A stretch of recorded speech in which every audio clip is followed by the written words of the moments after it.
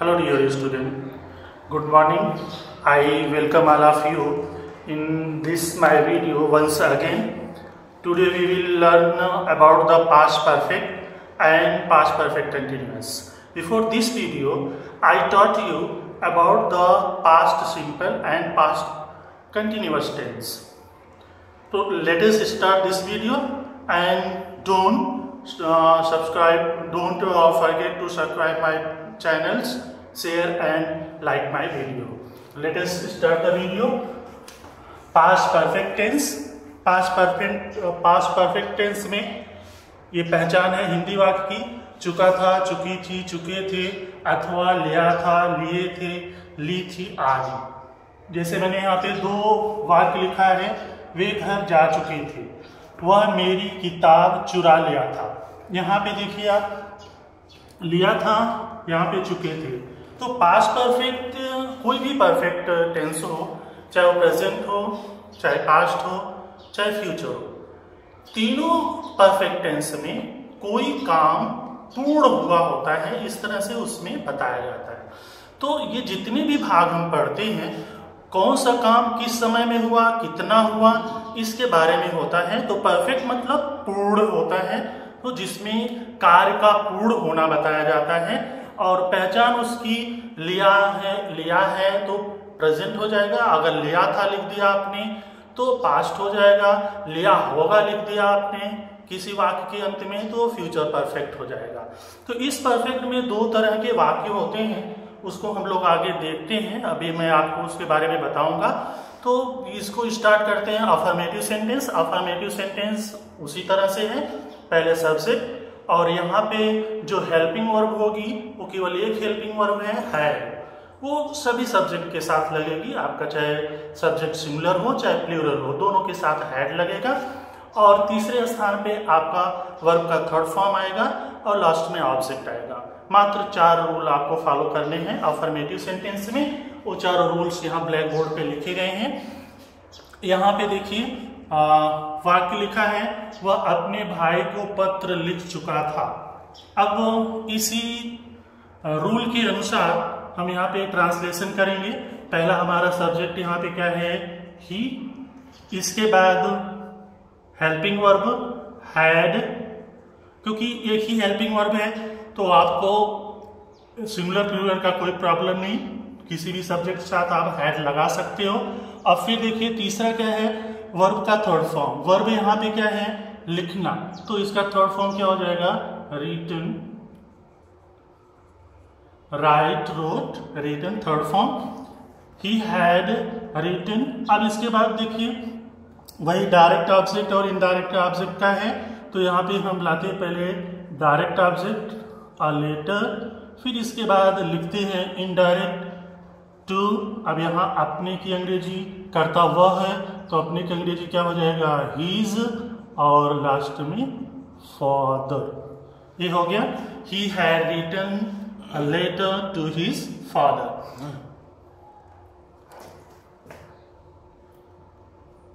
दूसरा देखिए, यहाँ पे मीरा मेरे लिए भोजन पका चुकी थी। मीरा मेरे लिए भोजन पका चुकी थी, यहाँ भी देखिए चुकी थी है, तो यहाँ सब्जेक्ट क्या है, मीरा, तो मैंने मीरा लिखा। फिर देखिए अब हेल्पिंग वर्ब क्या आएगा, हैड, फिर पकाना, पकाना की अंग्रेजी कुक, और लास्ट में इसमें हम क्या लगा देंगे, ईडी, तो क्या हो जाएगा, मीरा हैड कुक्ड। अब यहाँ पे ऑब्जेक्ट क्या है, फूड, और लास्ट में क्या हुआ, मेरे लिए, फॉर, लिए के लिए हम फॉर लगाते हैं, और फिर लास्ट में ऑब्जेक्ट जो है वो क्या हो जाएगा, मी। अब ये हो गया, Mira had cooked food for me. तो ये ट्रांसलेशन हो गया।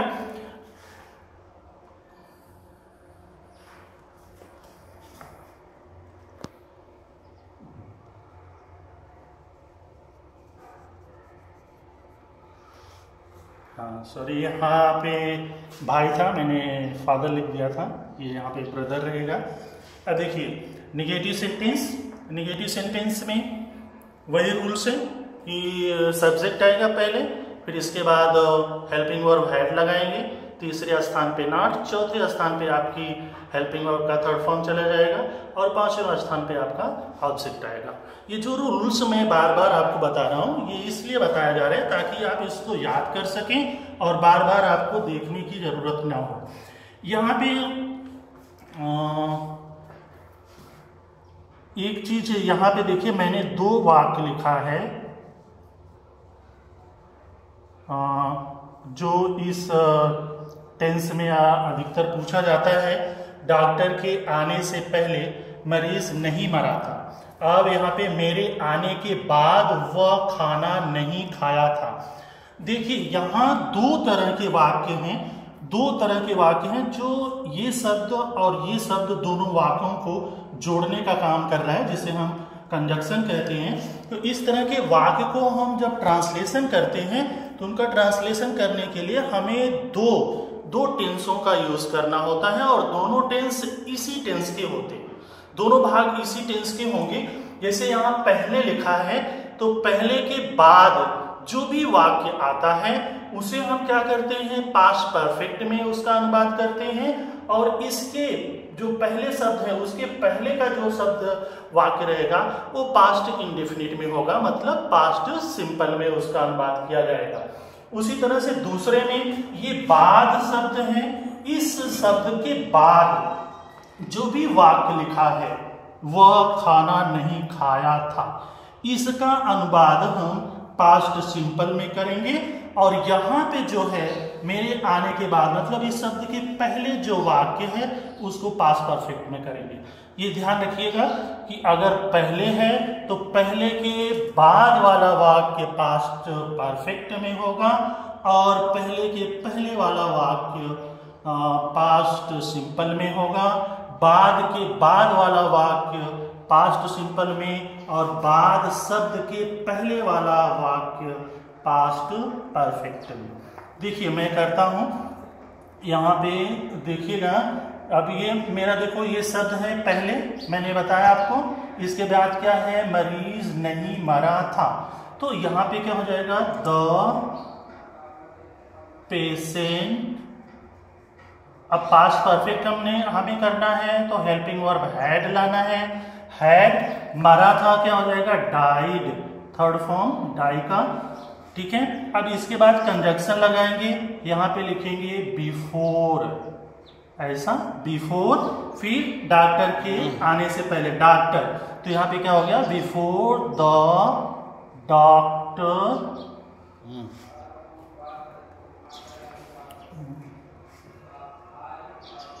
एक मिनट, यहाँ पे बच्चों थोड़ा सा ध्यान देना, ये नेगेटिव सेंटेंस है। The patient had not died before the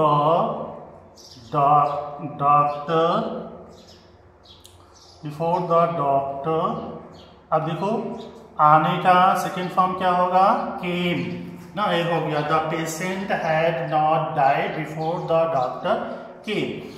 अब ये देखो हमने ऐसा किया। अब यहाँ पे देखो बाद शब्द दिया हुआ, तो ये बाद शब्द वाले में हम क्या करते हैं कि जो यहाँ पे बाद शब्द के बाद जो वाक्य दिया है इसको हम किसमें करते हैं, पास्ट इंडेफिनिट में, यानी पास्ट सिंपल में। तो पास्ट सिंपल में करेंगे तो पास्ट सिंपल की सहायक क्रिया क्या, डिड। तो यहाँ पे हमें क्या लाना होगा, ही डिड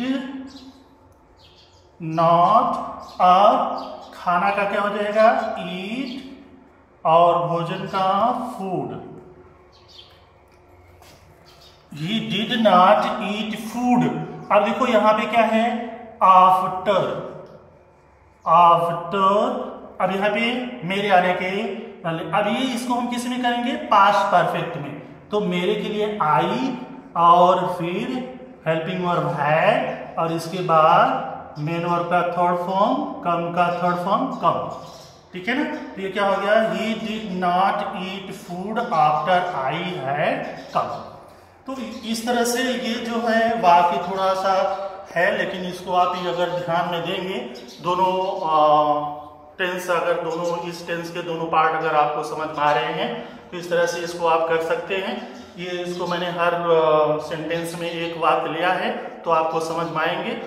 चलिए फिर इसी क्रम में हम चलते हैं इंट्रोगेटिव सेंटेंस की तरफ। इंट्रोगेटिव सेंटेंस में वही है, हैड आएगा पहले, फिर सब्जेक्ट आएगा, वर्ब का थर्ड फॉर्म आएगा, ऑब्जेक्ट और क्वेश्चन मार्क रहेगा। यहाँ भी देखिए मैंने वही आपको अभी किया था, तुम्हारे, क्या तुम्हारे आने के बाद वह दूध पी लिया था। अभी मैंने ऊपर बताया आपको कि बाद अगर शब्द लिखा है तो बाद शब्द के बाद जो हमारा वाक्य है, हम इतने वाक्य को आप थोड़ी देर के लिए ये इतना शब्द भूल जाइए, ये ऐसा समझिए, क्या वह दूध पी लिया था। अब इसका अनुवाद हम किस में करेंगे, पास्ट सिंपल के इंट्रोगेटिव सेंटेंस से। पास्ट सिंपल के इंट्रोगेटिव, कौन सा interrogative, yes or no type का। तो वहां पे क्या आएगा, पहले डिड। अब देखो वो, ही डिड, ही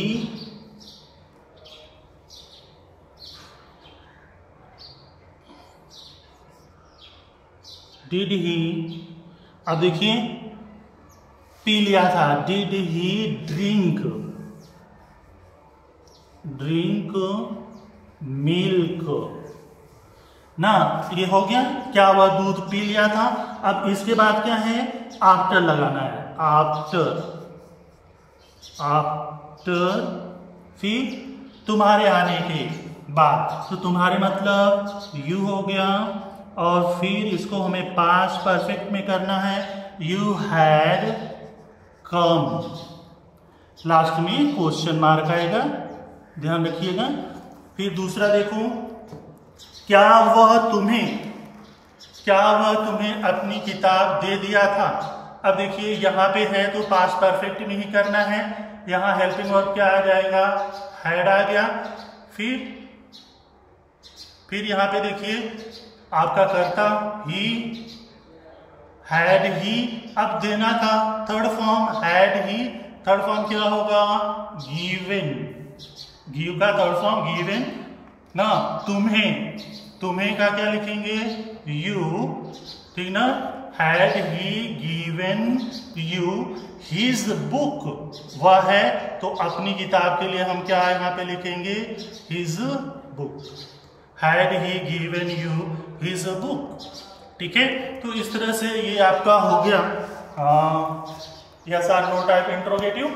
अब चलते हैं हम अगले वाक्य की तरफ, जो हमारा अगला वाक्य कौन सा होगा, WH type question. WH type question में हमें क्या करना होता है कि पहले जो प्रश्नवाचक शब्द वाक्य के अंदर आया है, अंदर मतलब बीच में जो सब्जेक्ट और वर्ब के बीच में है, तो उस WH वर्ड की अंग्रेजी हम पहले लिखेंगे, फिर हेल्पिंग वर्ब लगाएंगे, फिर सब्जेक्ट लाएंगे, फिर मेन वर्ब का थर्ड फॉर्म, ऑब्जेक्ट और लास्ट में क्वेश्चन मार्क। तो चलिए देखते हैं, यहाँ पे देखिए वही चीजें लिखी हैं। पहले WH वर्ड आएगा, हेड आएगा, सब्जेक्ट आएगा, वर्ब का थर्ड फॉर्म आएगा, ऑब्जेक्ट आएगा, क्वेश्चन मार्क आएगा।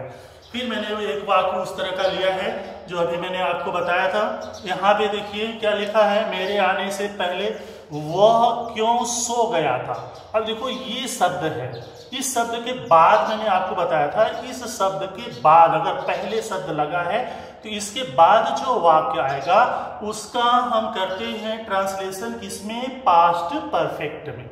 और इस शब्द के पहले जो शब्द है उसका पास्ट इंडेफिनिट में होगा या पास्ट सिंपल बोल सकते हैं। अब ये देखो वह क्यों सो गया था, पहले हम स्टार्टिंग यहां से करेंगे। तो क्यों यहाँ पे आया है, तो हमने यहाँ पे क्या लिखा, वाई, फिर हेल्पिंग वर्ब एक ही है यहाँ पे, हैड, फिर देखो ही, वाई हैड ही। अब देखो सो गया था, इसका थर्ड फॉर्म, वर्ब का थर्ड फॉर्म क्या होगा, स्लीप। अब स्लीप का थर्ड फॉर्म स्लेप्ट ना, वाई हैड ही स्लेप्ट। अब देखो इसके बाद हमें क्या लगाना है, ये कंजक्शन लाना है। कंजक्शन को हम यहाँ पे लिख देंगे बिफोर। अब फिर क्या है, आई, और आना का यहाँ पे ये हो गया आपका आई केम, ठीक ना। Why had he slept before I came. दूसरा देखिए, दूसरा वाक्य हमने लिखा है, वह तुम्हारा घोड़ा क्यों बेच दिया था। अब यहाँ पे देखिए क्योंकि अंग्रेजी पहले आएगी, वाई, फिर हैड, फिर करता यहाँ पे ही, वाई हैड ही। अब देखो बेचना, बेचना को सेल, और इसका थर्ड फॉर्म क्या होगा, सोल्ड। थर्ड और सेकंड सेम होता है।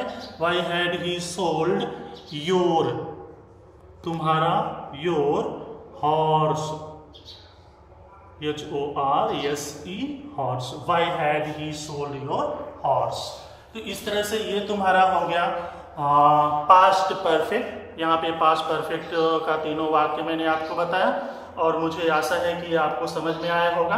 अब चलते हैं अगले, जो इस टेंस का लास्ट भाग है और उस भाग का नाम है past perfect continuous tense.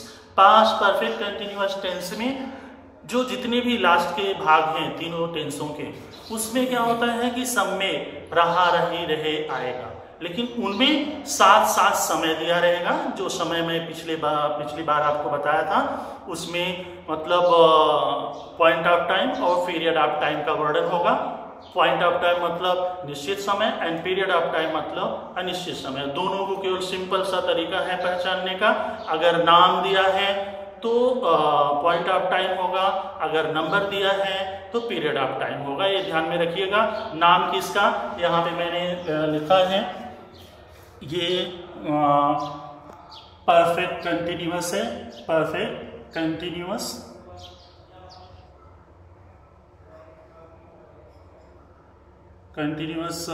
Tense.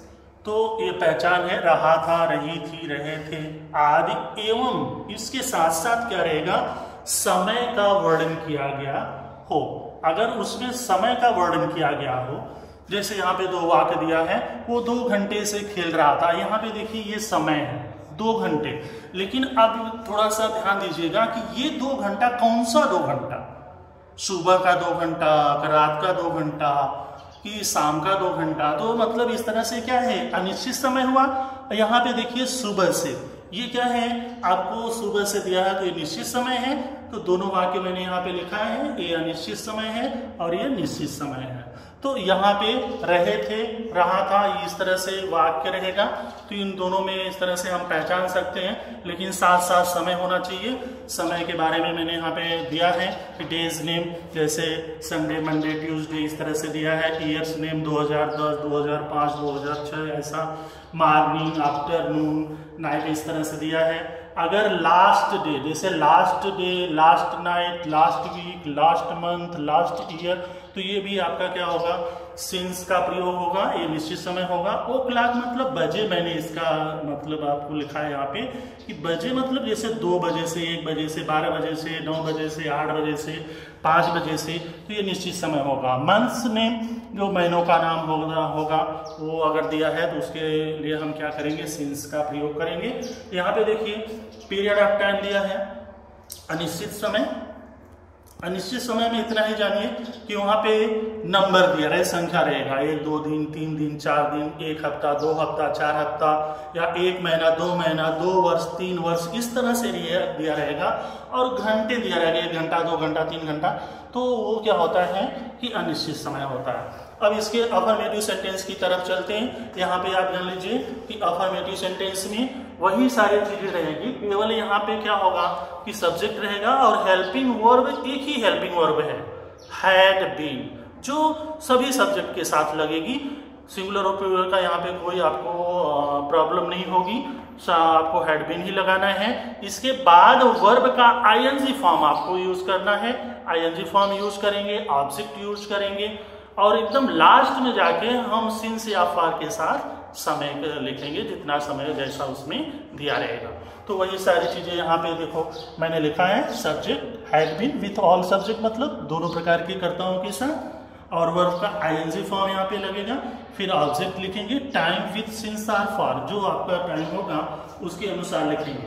अब देखिए यहाँ पे ट्रांसलेशन हम लोग करते हैं। यहाँ पे 2 मैंने वाक्य लिया है। कौवा 2 घंटे से आकाश में उड़ रहा था। यहाँ पे देखिए ये आपकी पहचान हो गई और ये जो है पहचान हो गई, मतलब ये समय कैसा, अनिश्चित समय। अनिश्चित क्यों? क्योंकि ये 2 घंटा पता नहीं है कौन सा 2 घंटा।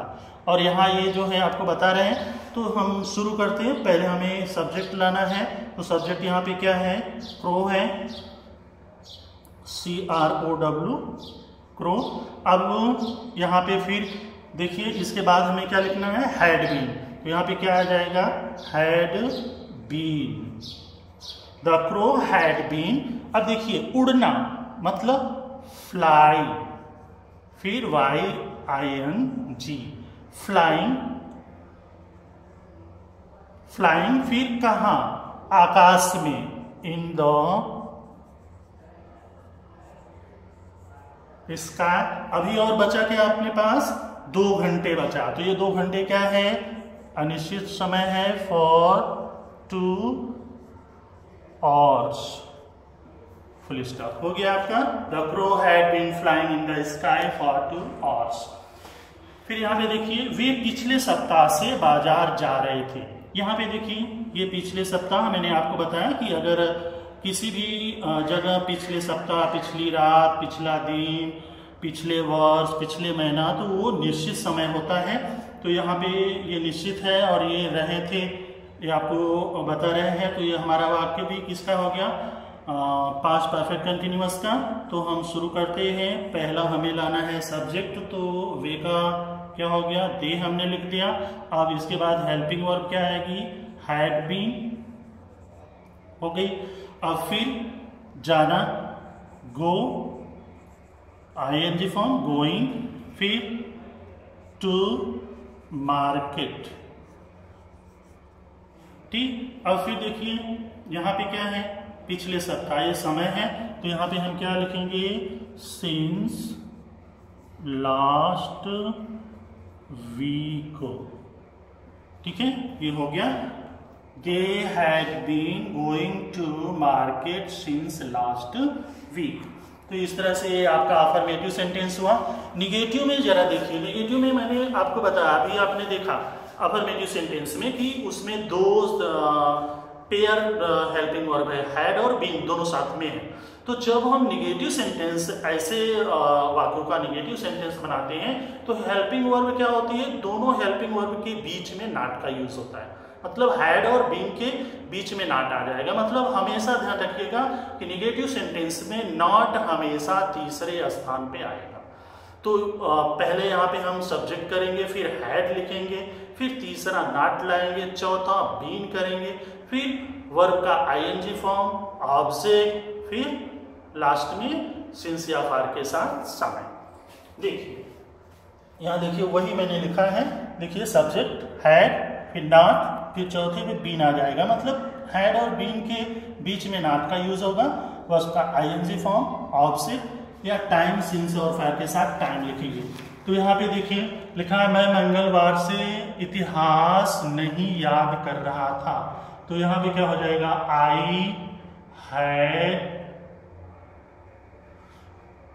I had not, इसके बाद बीन। अब देखिए याद करना, याद करना का क्या होगा, लर्न, और इसी में हम क्या जोड़ देंगे, ING। I had not been learning, क्या, देखो हिस्ट्री। अब देखो मंगलवार, ये कैसा वाक्य दिया है, ये समय कैसा, आपका समय कैसा है, निश्चित समय है, इसलिए यहां पे क्या लिखेंगे, सिंस, और ट्यूसडे, लास्ट में फुल स्टॉप, ठीक है। दूसरा देखिए, वह 2 घंटे से कहानी नहीं लिख रहा था। यहां देखिए आपका ये वर्ब हो गया, ये सब्जेक्ट हो गया, ये आपका ऑब्जेक्ट, ये निगेटिव वर्ड, और ये 2 घंटे आपका समय। तो यहाँ पे क्या हो गया, ही हैड, फिर देखिए तीसरे स्थान पे नॉट, फिर चौथे स्थान पे आपका बीन, फिर लिखना राइट, फिर इसका ING form, writing what, story. अब देखिए ये कैसा समय, अनिश्चित। तो यहाँ पे क्या लिखेंगे, for 2 hours। Full stop. ये हो गया he had not been writing story for 2 hours। तो इस तरह से ये आपका हुआ निगेटिव सेंटेंस। अब इसी क्रम में हम आगे चलते हैं इंट्रोगेटिव सेंटेंस में। तो इंट्रोगेटिव सेंटेंस में हम क्या करेंगे, हैड जो है वो पहले आ जाएगी और इसके बाद सब्जेक्ट आएगा, फिर बीन आएगी, फिर मेन वर्ब का आईएनजी फॉर्म आएगा, फिर ऑब्जेक्ट आएगा और लास्ट में सिंस या फॉर के साथ समय। मतलब हैड बीन को हम डिवाइड कर देंगे। यहाँ पे देखिए इंट्रोगेटिव सेंटेंस या एस आर नो टाइप में देखिए पहले हैड आएगा, फिर इसके बाद सब्जेक्ट आएगा, सब्जेक्ट के बाद बीन चला जाएगा, फिर वर्ब का ING form, object, time, since और फॉर के साथ और लास्ट में क्वेश्चन मार्क लगेगा। देखो यहाँ पे लिखा है क्या सीता 2 बजे से अपना कार्य कर रही थी। अब यहाँ पे देखिए हमें क्या लाना, पहले हैड लाना। तो यहाँ पे क्या हो जाएगा, हैड, हैड, फिर सीता, ये प्रॉपर नाउन है इसलिए इसका कैपिटल लेटर होगा, हाँ, हैड सीता, ये हो गया। अब इसके बाद हमें क्या लाना है, बीन जो हेल्पिंग वर्ब है, फिर वर्ब्स का आईएनजी फॉर्म। वर्ब यहाँ पे क्या है, करना, तो करना का क्या होता है, डू प्लस आईएनजी ना। हैड सीता बीन डूइंग, क्या, हर वर्क, अपना कार्य। तो यहाँ पे अपना के लिए सीता एक फीमेल है तो उसका जो पॉजेसिव केस होता है वो हर होता है, तो अपने के लिए हम हर का यूज, पॉजेसिव केस का यूज करते हैं। तो हर वर्क, फिर देखो यहाँ पे 2 बजे दिया है, मैंने आपको बताया था कि अगर बजे दिया है तो वो क्या होगा, सिंस का प्रयोग होगा। यहाँ पे क्या हो जाएगा, सिंस 2 o'clock, लास्ट में क्वेश्चन मार्क, ये हो गया had Sita been doing her work since 2 o'clock। दूसरा उसी तरह से देखिए, वे मैदान में 2 घंटे से दौड़ रहे थे, क्या वे। अब यहाँ पे देखिए हैड पहले आ जाएगा, हैड, ठीक, इसके बाद करता दे, हैड दे, फिर इसके बाद हेल्पिंग वर्ब बीन ना, इसके बाद वर्ब का आईएनजी फॉर्म रन, रन है। अब यहाँ पे मुझे आईएनजी जोड़ना है, मैंने आपको आईएनजी जोड़ने का तरीका बताया था। तो यहाँ पे ये कॉन्सोनेंट डबल होगा, फिर आईएनजी जुड़ेगा। रनिंग क्यों होगा, क्योंकि ये आपको पहले, इसके पहले मैंने बताया था कि जिस वर्ब के अंत में सिंगल कॉन्सोनेंट और उसके पहले सिंगल वावेल हो, तो जब उसमें आईएनजी जोड़ते हैं तो लास्ट का कॉन्सोनेंट क्या होता है, डबल होता है, फिर जोड़ते हैं। तो हैड दे बीन रनिंग, कहाँ, इन द ग्राउंड, मैदान में। तो मे के लिए हम प्रीपोजिशन इन का यूज करते हैं, ग्राउंड मैदान। अब ये हो गया आपका कंप्लीट। अभी बचा क्या इसमें, 2 घंटे। तो ये क्या हो गया, 2 घंटे अनिश्चित समय, फॉर 2 hours, लास्ट में क्वेश्चन मार्क। तो ये आपका हो गया यस और नो टाइप का। अब WH वर्ड, WH वर्ड में कुछ भी सेम उसी तरह से करना है, केवल अंतर इतना हो जाएगा कि आपको WH वर्ड पहले लाना पड़ेगा। WH जो भी WH वर्ड है उसकी इंग्लिश जो है हम वाक्य के प्रारंभ में लिखते हैं, फिर उसके बाद हेल्पिंग वर्ब लगाएंगे, फिर सब्जेक्ट लाएंगे, फिर बीन लगाएंगे, फिर मेन वर्ब का आईएनजी फॉर्म करेंगे, ऑब्जेक्ट करेंगे, सिंस या फॉर का यूज करेंगे और लास्ट में क्वेश्चन मार्क करेंगे। यहाँ पे देखिए वही सारी चीजें हैं। WH वर्ड पहले आएगा, हैड आएगा, फिर सब्जेक्ट, फिर बीन, वर्ब का आईएनजी फॉर्म, ऑब्जेक्ट और लास्ट में सिंस या फॉर के साथ समय और एकदम लास्ट में क्वेश्चन मार्क। यहाँ देखिए वह 2 दिन से यहाँ क्यों आ रहा था। अब देखिए यहाँ पे प्रश्नवाचक शब्द क्या, क्यों, तो ये इसकी अंग्रेजी क्या होगी, वाई, ठीक। अब दूसरे स्थान पे हमें क्या लाना है, helping verb had, why had, करता ही, वाई हैड ही। अब करता के तुरंत बाद हमें बीन लगाना है, ये ध्यान में रखिएगा, ठीक ना। और यहाँ पे क्या है, आना, मेन वर्ब का आईएनजी फॉर्म, कमिंग ना। यहाँ देखिए ये यहाँ मतलब हियर, कमिंग हियर। अब देखो 2 दिन, 2 दिन मतलब ये अनिश्चित समय है, तो ये समय आपका बच गया, तो यहाँ पे क्या लिखेंगे, फॉर 2 days और लास्ट में question mark. Why had he been coming here for 2 days। अब दूसरा उसी तरह से मैंने दूसरा शब्द लिया, लड़कियां 2 बजे से मैदान में क्या कर रही थी।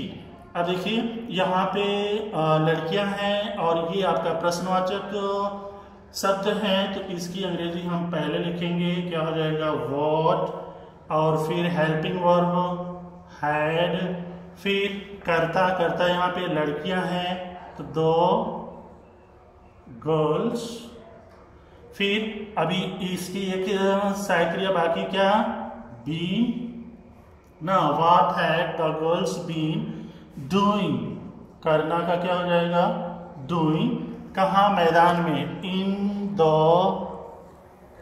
ग्राउंड, मैदान में क्या है यहाँ पे, 2 बजे, 2 बजे मतलब क्या लगेगा, सिंस का यूज होगा, since 2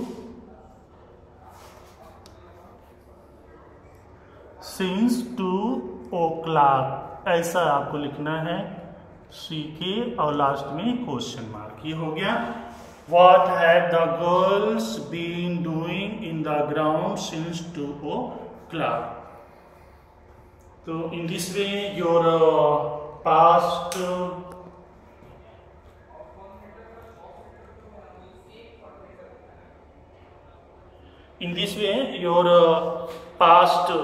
tense and its kinds had finished here.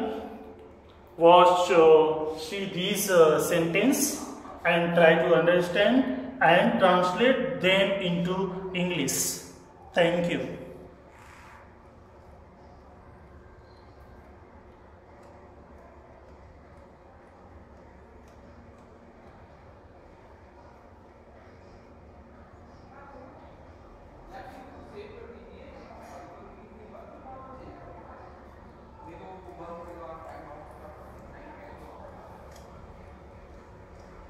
हाँ।